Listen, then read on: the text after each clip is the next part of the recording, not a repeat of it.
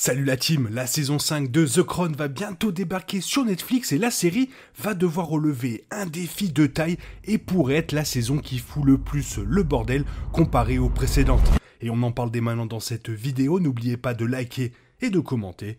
Let's go! Petit message avant de commencer réellement cette vidéo, on est plus de 10 000 sur la chaîne, merci énormément à tous ceux qui se sont abonnés et bonne vidéo!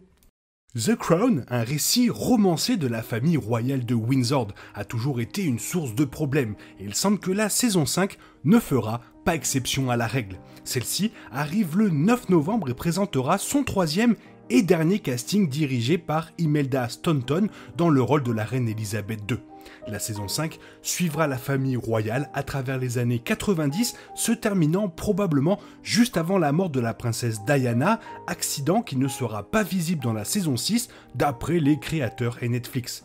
La série a été critiquée dans le passé pour son incapacité à décrire ses personnages de manière appropriée et précise, et les critiques ne s'arrêteront pas avec la saison à venir. Car vous n'êtes pas sans savoir que les années 90 ont été une période mouvementée pour la famille royale, et la série s'attaquera au mandat des premiers ministres John Major et Tony Blair, ainsi qu'au divorce entre le prince Charles et Diana.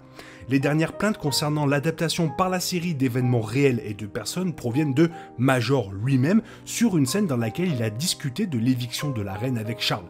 Dans un communiqué, Major a qualifié la série de fiction dangereuse et malveillante. Ce n'est un secret pour personne que The Crown n'est pas toujours précis car il s'agit d'une série dramatique qui romance la réalité, en particulier lorsqu'il s'agit de conversations privées comme celle entre le Premier ministre et la famille royale. Pourtant, la série reste controversée car elle se penche sur des aspects plus fictifs à des fins dramatiques tout en traitant également des personnes réelles et surtout leur vie privée. Il n'est plus question que je me taise. Je me battrai jusqu'au bout. Alors on va pas se mentir, la série a toujours été controversée, bien que populaire et acclamée par la critique. La série a toujours été jugée pour sa tendance à fabriquer des histoires ou à raconter des événements historiques de manière inexacte pour correspondre au récit de la série. En fait, la popularité de la série fait partie du problème en ce qui concerne la controverse et la couronne.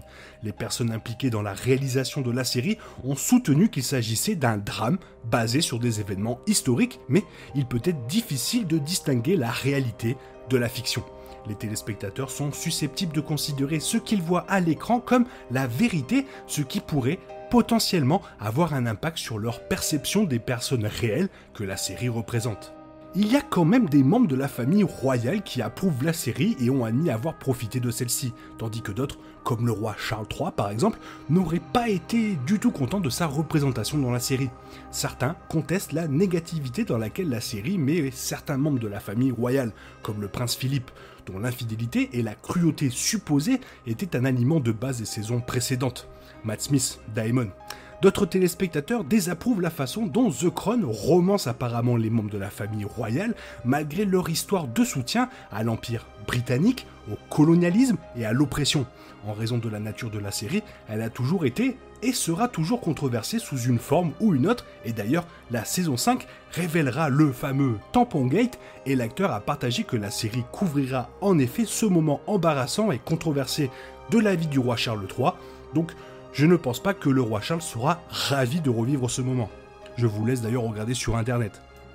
To live and die against all manner of folks, so help me God. Et après la mort de la reine Elisabeth II le 8 septembre, paix à son âme, le nombre de téléspectateurs pour la série a bondi.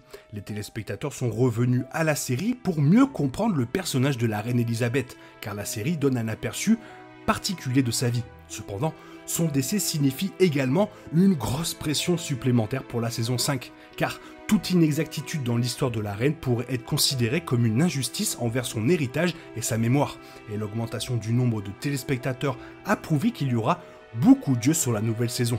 La production de la saison 6 a été temporairement interrompue suite à l'annonce du décès de la reine en signe de respect, mais la réception de la saison 5 sera sans aucun doute influencée par sa mort. La mort de la reine a été immédiatement suivie de l'ascension au trône du roi Charles III, ce qui présente une autre série de défis pour la série.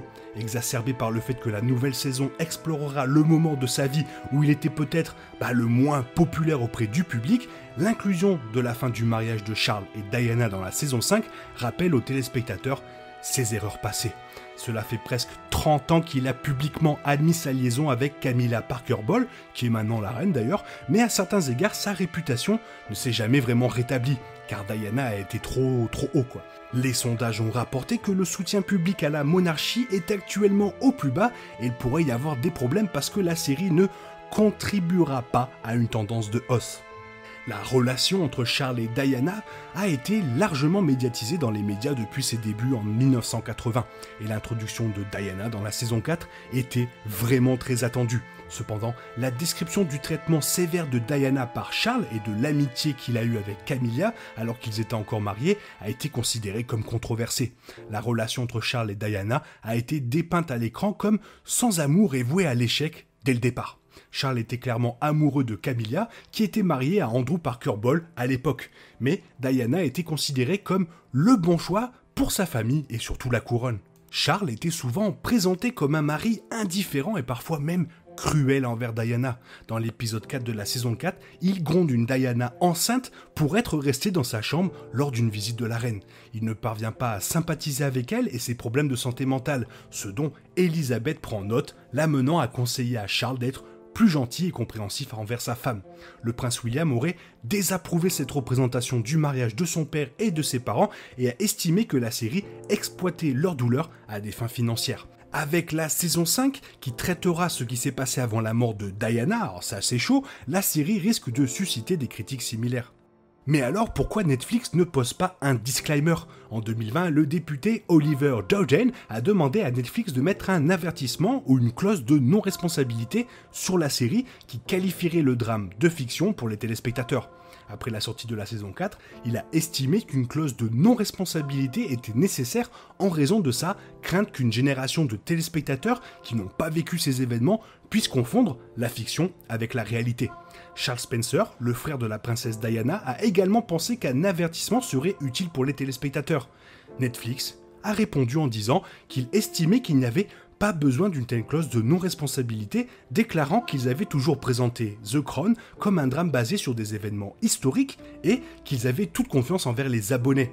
Un avertissement pourrait potentiellement aider à apaiser la controverse entourant The Crown, mais Netflix n'a pas l'intention d'en ajouter une pour la saison 5. Comme mentionné plus tôt dans la vidéo, les années 90, c'est un gros moment pour la famille royale, il va se passer énormément de choses et tout va être traité dans cette saison 5 en grande partie et je pense que ça va foutre énormément le bordel et que ça va être très controversé.